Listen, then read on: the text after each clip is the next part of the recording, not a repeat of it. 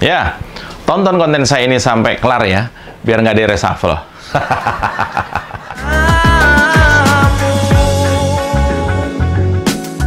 Mereka yang tidak satu saudara dalam iman adalah saudara kita dalam kemanusiaan. Letak! Presiden Jokowi belakangan kerap melempar sinyal reshuffle kabinet, meskipun tak gamblang menyebut waktunya. Isu ini nyaring setelah Partai Nasdem mendeklarasikan Anies Baswedan sebagai bakal calon presiden 2024. Ya, saya perkirakan reshuffle kabinet bakal terjadi dalam waktu yang nggak lama lagi. Ini perkiraan saya dan banyak orang sih. Ya, dalam waktu dekat, menurut perkiraan akan ada penyusunan ulang menteri dalam kabinet Pak Jokowi. Dan menteri yang bakal diganti adalah menteri-menteri dari Nasdem. Wah, kadrun yang nonton konten saya ini pasti tambah kesel. Ya, dan reshuffle ini menurut pengamatan saya tentu saja berkaitan dengan keputusan Nasdem yang mengambil jalan persekutuan politik dengan oposisi dan mencalonkan antitesa Pak Jokowi, yaitu sang ahli berkata-kata tanpa kerja, Anies Baswedan. Ya, meski tentu saja asumsi ini nggak 100% benar. Tapi ada yang lebih penting lagi sebenarnya. Yaitu dugaan menteri-menteri dari Nasdem itu, menurut pengamatan beberapa kawan, cenderung digunakan sebagai alat kekuasaan untuk kepentingan bisnis Surya Paloh ketimbang urusan negara. Dugaannya ini sangat kuat. Wah, apakah asumsi ini benar? Kita kupas sedikit ya. Saya ambil dari beberapa sumber. Ya, kira-kira begini. Jadi menurut informasi, bahkan sejak di kabinet jilid pertama Pak Jokowi saja, ada anggota kabinet dari Nasdem yang diduga mempermainkan hukum untuk melakukan pembajakan kader dari partai lain. Lalu gimana caranya Surya Paloh memperalat menterinya di kabinet Pak Jokowi ini, baik di jilid pertama maupun kabinet jilid kedua? Nah, ini menariknya. Dugaan permainan menteri-menteri Surya Paloh dalam mencari dana dari anggaran negara digunakan untuk membiayai permainan gelap politik yang berpusar pada pembajakan kader incumbent, anggota DPR, penekanan hukum kepala-kepala daerah, dan perekrutan puluhan artis yang digunakan sebagai vote getter. Dan semua orang tahu, ini perlu duit besar dan menjadi bagian kelam dari demokrasi proporsional terbuka. Inilah kenapa saya mendukung proporsional tertutup. Karena seperti itu tadi. Ngeri. Meski kawan-kawan saya sendiri menolak ya. Ya nggak apa-apa, bebas-bebas saja. Lalu, gimana menteri-menteri dari Surya Paloh bermain? Pertama, kita lihat pada masa kabinet Pak Jokowi jilid pertama, yaitu antara tahun 2014 sampai dengan 2019. Itu diduga ada 3 sumber pendanaan dari menteri alat Surya Paloh ini. Diduga ketiganya adalah Jaksa Agung, Menteri Perdagangan, dan juga Menteri KLH waktu itu. Nah, pada periode 2014 sampai 2019, pendanaan paling kencang diduga berasal dari Jaksa Agung Prasetyo. Kencang dalam artian jumlahnya besar dan berupa uang segar yang pencairannya tidak perlu mengikuti proses anggaran, sebagaimana proyek-proyek di Kementerian Perdagangan dan juga di KLH. Dugaan perilaku Jaksa Agung dari Nasdem ini dalam memonetisasi kasus hukum sudah lama berlangsung, bahkan sejak dirinya menjadi jaksa. Banyak kasus di kejaksaan yang berada di wilayahnya sering berhenti di tengah jalan dan cuan. Diduitin. Nah, dugaan kong kali kong dalam rangka pengumpulan dana itu tidak berhenti di situ. Ada dugaan beberapa kasus besar yang kemudian diduitin juga oleh Jaksa Agung Prasetyo ini. Dugaan kasus pertama adalah penghentian pengusutan Menara BCA. Ya, kasus Menara BCA bermula pada pertengahan Februari 2016 setelah Michael Umbas, Komisaris PT Hotel Indonesia Natur atau HIN, melapor ke Kejaksaan Agung.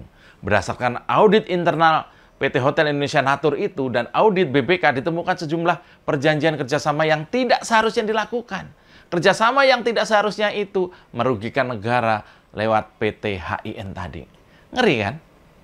Dugaan berikutnya adalah PT Cipta Karya Bumi Indah, pemenang lelang pengelolaan Hotel Indonesia, dan dilaksanakan perjanjian kerjasama dengan PT HIN tadi dengan sistem pembangunan, mengelola, dan menyerahkan. Ini bentuk hubungan kerjasama antara pemerintah dan swasta dalam rangka pembangunan suatu proyek infrastruktur. Itu tahun 2004. Ngerinya adalah setelah diselidiki, Kejaksaan Agung menyimpulkan adanya pemanfaatan lahan yang tidak sesuai dengan perjanjian kerjasama antara Hotel Indonesia dengan PT Cipta Karya tadi.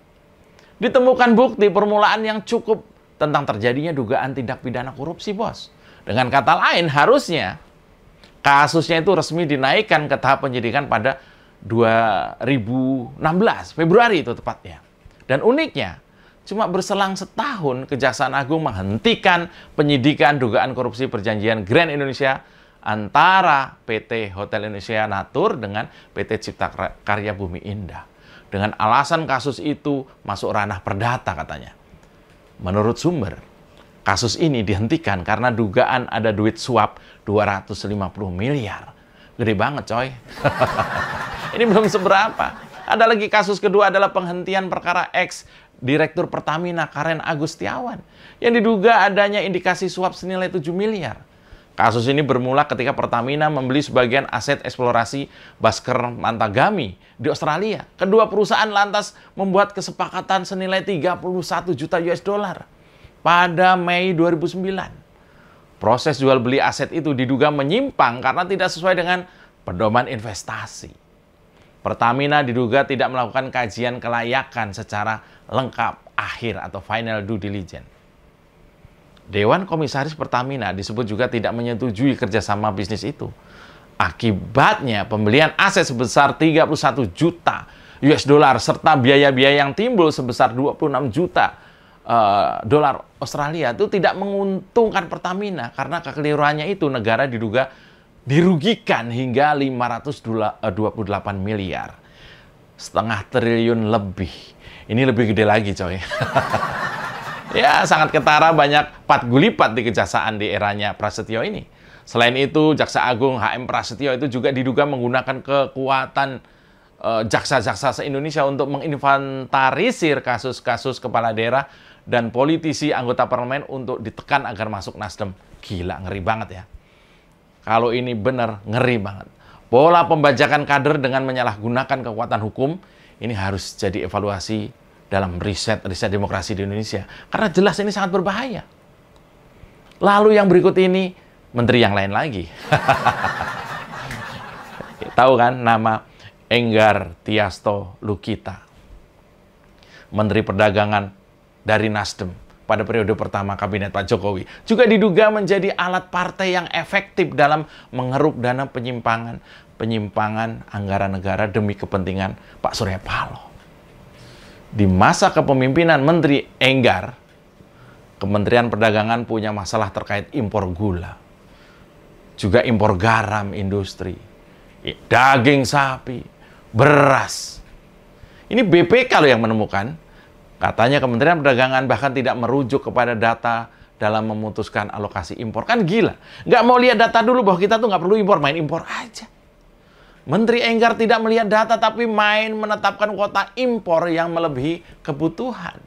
Hal yang sama terjadi pada komoditas lain seperti beras, bahkan sapi dan daging sapi. Tapi khusus terkait dengan impor gula ini menarik untuk ditelusuri, terutama ketika dikaitkan dengan kelompok usaha yang memiliki afiliasi dengan Partai Nasdem. Gila ya, banyak penyimpangan impor yang tidak prosedural, yang konon diduga semua demi cuan para pengusaha di balik Partai Nasdem. Perlu diketahui, di balik Partai Nasdem itu ada setidaknya 4 pengusaha besar. Ada Tommy Winata, ada Jan Darmadi, dan ada Franky Tatun, dan tentu saja Surya Paloh. Ada 2 anggota Kabinet Jokowi dari Nasdem, Jaksa Agung Prasetyo dan juga Pak Enggar tadi, yang sudah tidak dipakai lagi pada Kabinet Presiden Jokowi yang kedua.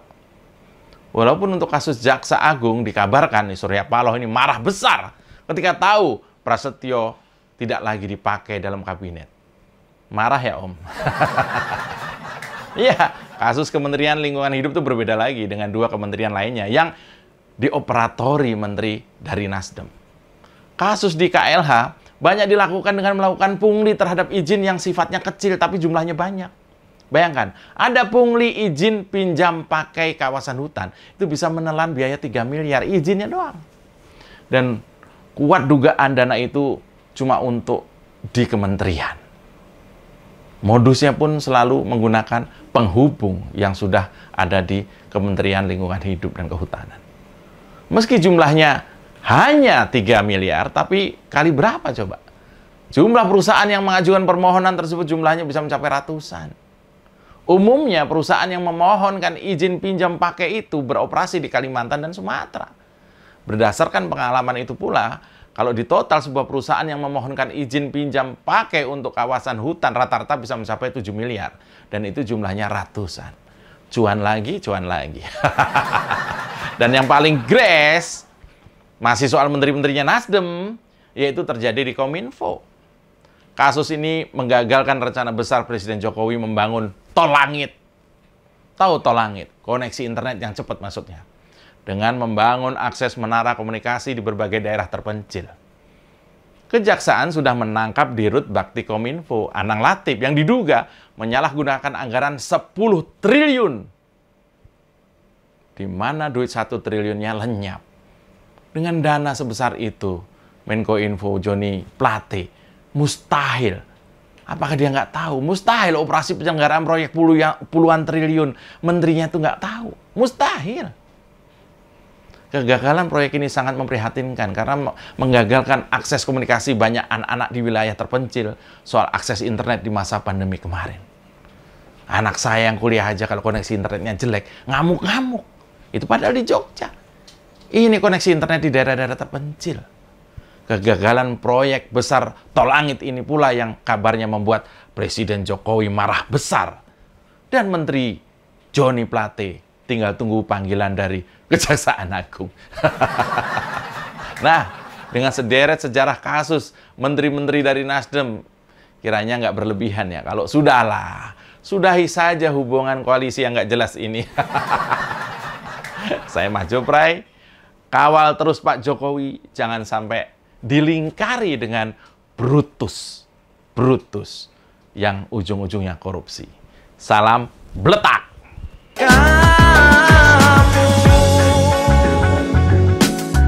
Mereka yang tidak satu saudara dalam iman adalah saudara kita dalam kemanusiaan. Letak!